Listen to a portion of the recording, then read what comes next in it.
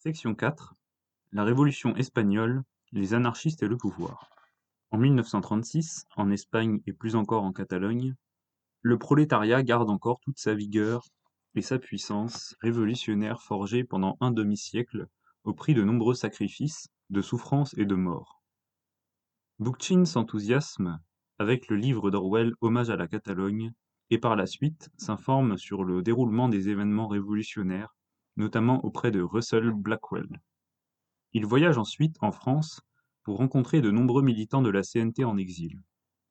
Le 19 juillet, et pour la première fois dans l'histoire, une armée, celle des insurgés fascistes de Franco, est écrasée par le peuple presque désarmé dans la plupart des grandes villes d'Espagne, en Catalogne et à Barcelone en particulier. Et ce, grâce à l'initiative de la CNT, qui compte environ 60% des travailleurs et des paysans syndiqués. Ils se sentent forts d'une expérience de nombreuses années d'activité dans les syndicats et dans la rue, avec le projet assumé de la Révolution pour instaurer le communisme libertaire. Sitôt les factieux vaincus, le prolétariat catalan, et non plus seulement la CNT désormais débordée par l'enthousiasme populaire, organisa un vaste réseau d'assemblées et de comités de défense, de voisinage, d'approvisionnement et de transport, tandis que la paysannerie plus radicale, une partie importante de la population agricole, reprit les terres et les collectivisa. Les comités de défense de la CNT et de la Fédération anarchiste ibérique se transforment en comités révolutionnaires de quartier ou de village. Les anarchistes espagnols ne se voient pas comme avant-garde, mais plutôt comme animateurs.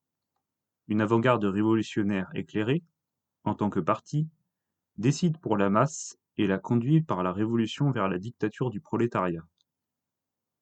Les anarchistes, eux, revendiquent un rôle de ferment par l'exemple et l'éducation, afin que de la masse surgisse le peuple.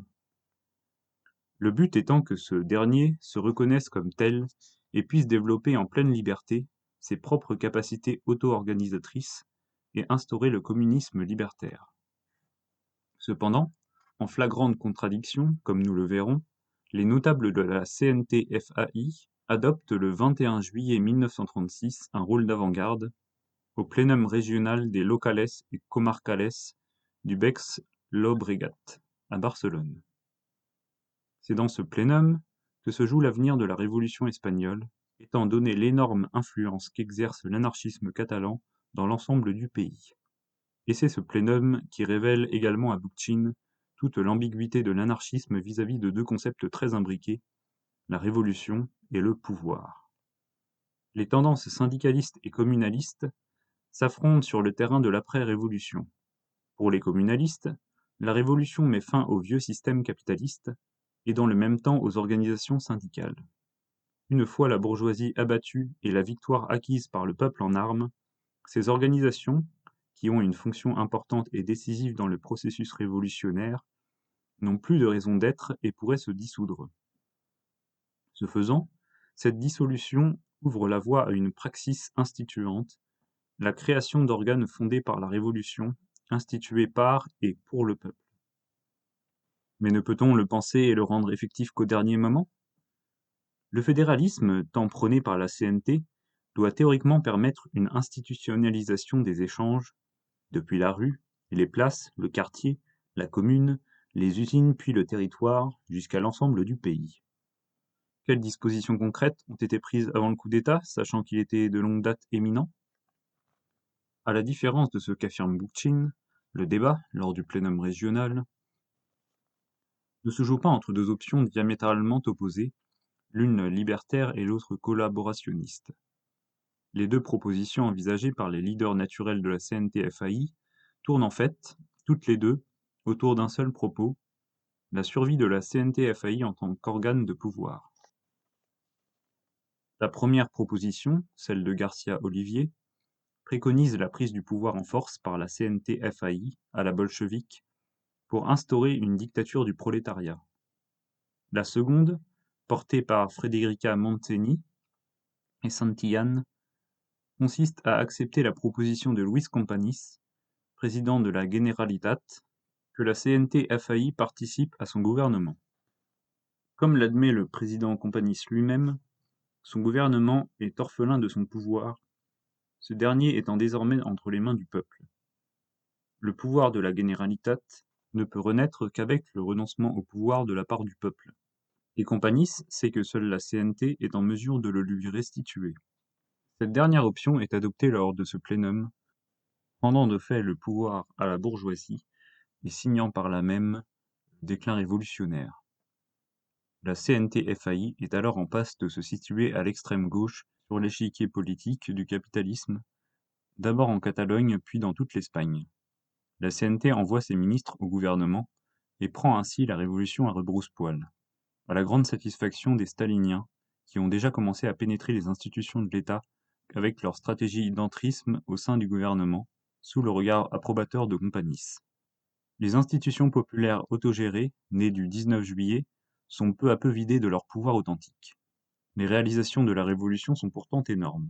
Expropriation de la bourgeoisie, mise en marche des collectivisations industrielles et paysannes, organisation de milices populaires délimitant les fronts militaires, organisation de patrouilles de contrôle et de milices d'arrière-garde qui défendent le nouvel ordre révolutionnaire contre l'Église, les fascistes, le patronat et ces pistoleros qui ont assassiné de nombreux syndicalistes avant la Révolution.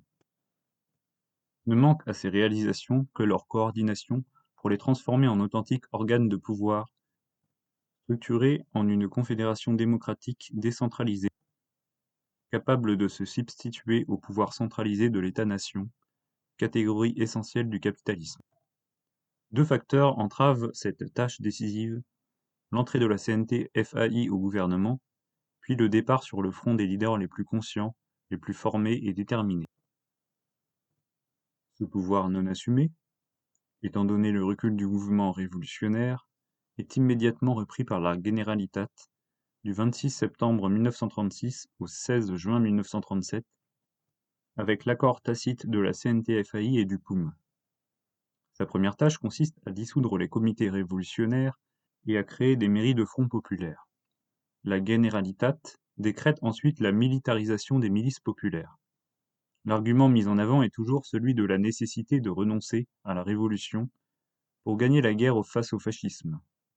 Alors même qu'un pendant du fascisme ordinaire prend de l'ampleur dans le camp républicain, le Parti communiste aux ordres de Staline.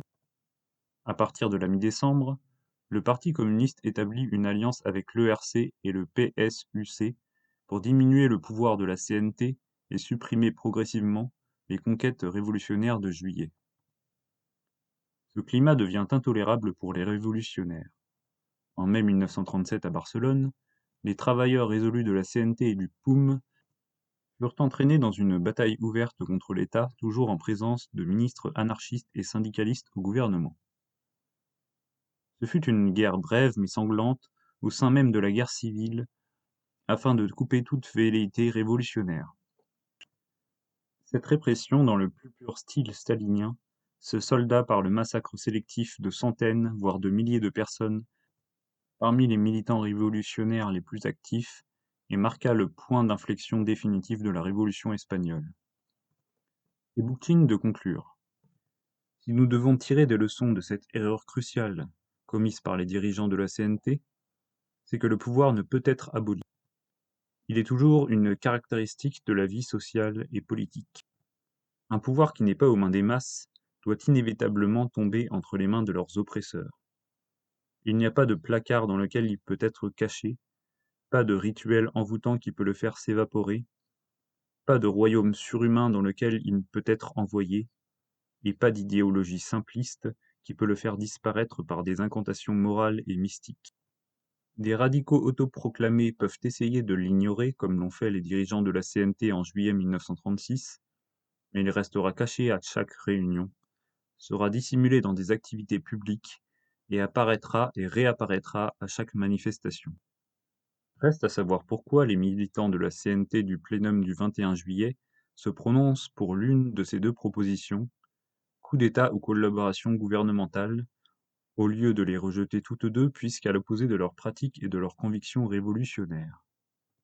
Abel Paz nous dit à ce propos: on croyait échapper à la bureaucratie et au leadership parce qu'il n'existait pas d'appareil syndical rétribué. Et il n'en était rien.